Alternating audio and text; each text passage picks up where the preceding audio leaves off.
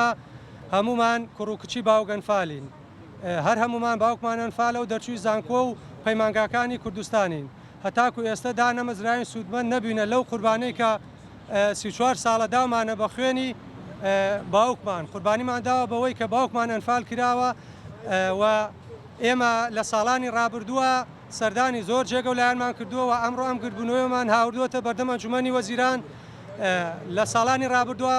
چەندین جار سەردانی پەرلەمانی کوردستانمان کردووە و 14 چواری 2019 لیستێکی ئەم ناوانەمان داوە بە جێگری سەرۆکی حکوومەتی هەرێمی کوردستان. هەر لە یادەکەیە لە گوندی دێبنە لە ناحێ ڕزگاری بەڵێنی ئەوەی پێماندا کە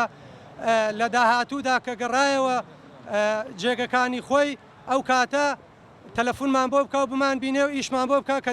بە دامەزراندنە یاخود بەگرێ بەستە. ئەوەیە لە ماوەی ئەم 5 ساڵەیە تا ئێستا ئامادەنەوە بمان بینێەوە چەندین جار لێی نزیک بووینەتۆ ئامادەنەوە بمان بینێ و سەردانی پەرلەمان و سەرۆکایەتی پەرلەمان لیژنەی شەهیدان لە پەرلەمانی کوردستان و سەردانی وەزارەتی شەهیدانمان کردووە و پێش 8 مانگ پێشی سەردانی دکتۆر جوتیار و تەبێژی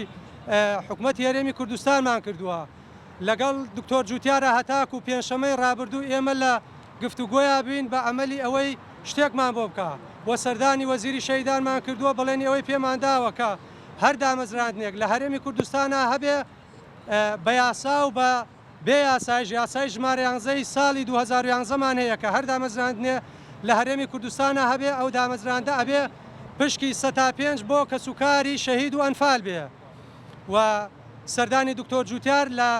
ڕۆژی پێنجشەمە ئەوەی بە ئێمە وت کە داوای لێبوردنەکەم ناتوانین هیچتان بۆ بکەین ئەمە لە ڕێگەی نووسنگەکەیەوە. 5,000 دامەزراندن هەلی دامەزراندن هەیە لە ئەو پسپۆڕانەی ئێمەیە. ئەم هەلی دامەزراندنە بەداخەوە ئێمەی تیانە بۆیە ئێمە ئەمڕۆ هاتوونەتە بەردەم ئەنجومەنی وەزیران گربوونەتەوە بۆ ئەوەی کەس ئامادە نەبووە سەرۆکی حکوومەت بمان بینێ ئامادەیە بمان بینێ. بەداخەوەی سە چوونە ژوورۆ بۆ لای کاک محەممەد بەرپرسی ئیداری ئامادە نەبوو بمانگەێنێتە سەرۆکی حکوومەت و ئەیویست یاداشتەکەی بینێ داینێ بۆ هەفتە و دوان و چەند مانگێکی تر تاخیرمان بکاو بە دەمانەوە بگرێ. ئێمەش ئەوەمان پێ قبول نەکرا یاداشمان بە کەس نەداوە هاتوونەتە دەرەوە مافی خۆمانە لێرە ئەمێنینەوە ڕۆژێک بێ دوو بێ دەبێ هەتا ئەوەی سەرۆکی حکوومەت ئەمان بینێەوە سبەی هەمووتان ئاگدارن. چوارشەمەیە ئەنجومەنی وەزیران کۆ بێتەوە سەرجەمە وەزیرانە کە لە ڕێگەی حیزب هاتوونەیرە بە دەنگی ئێمە هاتوون سبەی تێنەئیرە ئێمە بەرگەم ئەم دەرگا ئەگرین ڕێگە نادەین نەک وەزیرەکان خودی سەرۆکی حکوومەتیش بێتە ژوورۆ یا ئەوەیە بە هێز دوورمانە خەنەوە یا ئەوەی ئێمە ڕێگە نادەین کەس بێ دوای 34 ساڵ لە ئەوەی کە قوربانیماندا باوکمان ئەنفال بووە هاوسەری ئەوان ئەنفال بووە کە باوکی ئێمەیە بەرهەمەکەی ئەو قوربانی ئێمە ئێستا بەشێکی زۆری جاش و مستەشار و ئەوانە ئەیخۆن کە باوکی ئێمەیان ئەنفال کردووە کەچی ئێمە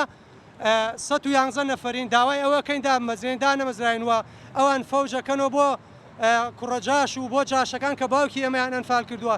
ئێستا ئێمە دڵنیاتانەکەمەوە برادەرانی ڕاگەیاندنکاران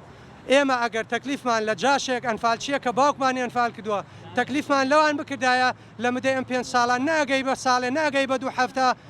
ئاگاداریانەکردینەوە مەوعیدیان بۆماندانە بۆ هەر بەرپرسێکی حکومی حزبی لەم وڵاتەیە بماویستایە.